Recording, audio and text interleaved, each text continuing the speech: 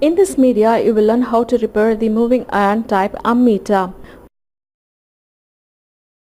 First, dismantle the parts from the moving iron type ammeter.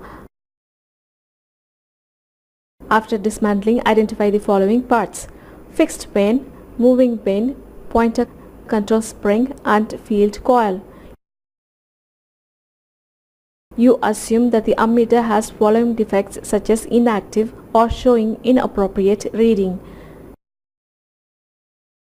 If the meter does not show any deflections when the supply is given to the ammeter, this problem is called as inactive problem.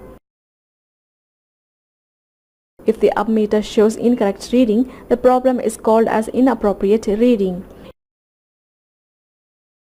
You will see how to repair the ammeter if the ammeter is inactive.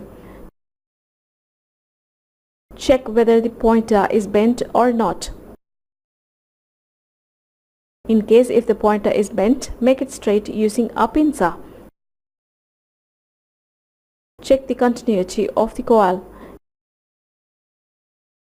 In case if the coil is short-circuited or open, replace with a new one. Then assemble the parts of the ammeter. By using the above methods, the inactive problem can be solved.